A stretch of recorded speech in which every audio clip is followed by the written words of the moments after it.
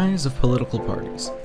In 1790, many U.S. citizens became more involved with their government, this of course being due to them being victorious against King George and the British, giving them the opportunity they have been waiting for to establish their own government system. Prior to the Democratic and Republican-dominated political party system we know today, there were many more political parties throughout the years in our government. I believe the rise of the political parties is one of the most important historical events because it is what shaped our government into what it is today. Without it, our government would not be what it is today. While being newly freed from the tyrannical British, the new United States had a lot of decisions to make regarding their government. Understandably, our founding fathers were not able to agree on every aspect of the new government, which is of course what led to the idea of political parties. The idea would first be put into action in 1796. The election of 1796 was the first election in American history where political candidates at the local, state, and national level began to run for office as members of organized political parties that held strongly opposed political principles. ushistory.org. This means that political parties would need to be made. Unfortunately, most of the founding fathers didn't agree with the idea of there being political parties. However, most of them would find themselves falling into one of these systems as the years went on.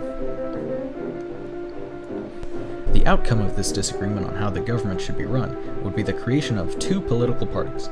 These two parties were first known as the Federalists and the Anti-Federalists, each with two completely different ideas on how the United States government should be run. The Federalists believe in a strong central government and supported the ratification of the Constitution. Additionally, they supported industrialization, a national bank, and government aid to build roads and canals. The Anti-Federalists, who were eventually called the Democratic Republican Party, held the opposite views. Ed Helper. The first political party was the Federalist Party, led by Alexander Hamilton. They believed in ratifying the Constitution and felt that the Bill of Rights wasn't necessary, that it would just limit the rights of the people, opposed to protecting them. The Anti-Federalists opposed the Constitution, saying that it would fail to protect individual rights, and they were adamant about putting in the Bill of Rights. They later came to a compromise and ratified the Constitution, but put in the Bill of Rights after Federalist James Madison presented the Bill of Rights even though he formerly opposed it. These two parties couldn't be more different in stance. Both, however, believed that their way was the best possible way to run this new American government. This trend continued well into the 20th century, when the Democrat and Republican parties became the most prominent. These two parties would battle it out year after year, election after election, to win not only the position of United States President, but also majority seatings in the House of Representatives and the Senate. The two major parties were not so deeply divided again until the 1930s. Scholastic.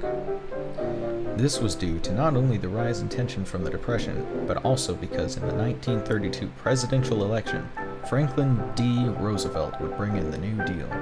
This was his idea for relief efforts to put an end to the Great Depression.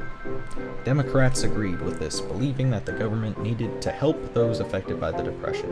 The Republicans believed that by doing this, the government would be taking too much power and moving towards a welfare state. There were other third parties as well.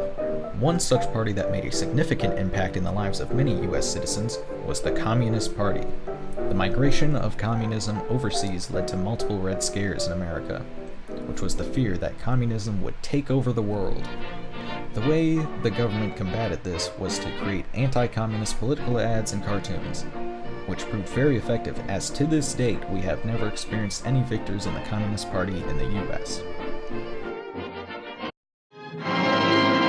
In recognizing a communist, physical appearance counts for nothing.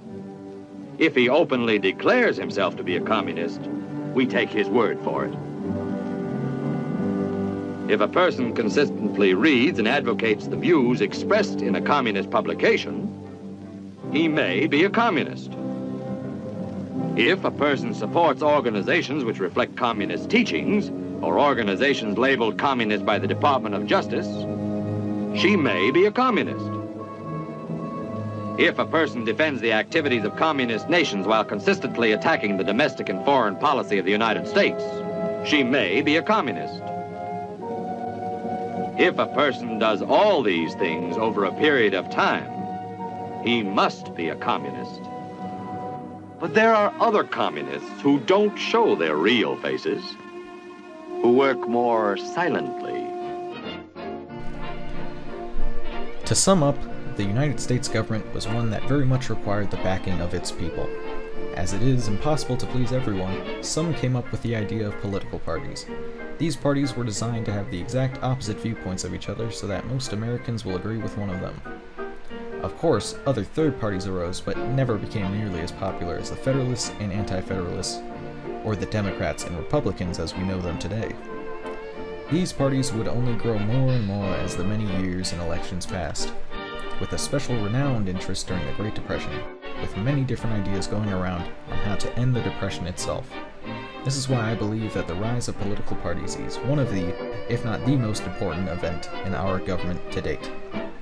Who knows what our government would be like if we had never adopted the political party system. I reveal exactly how I feel. Should I confess I love you? Should I recite beneath the pale moonlight and swear by stars above you? Could I repeat the sweetest story told? Could I entreat? Would it be too bold? Should I reveal exactly how I feel? Should I confess I love you?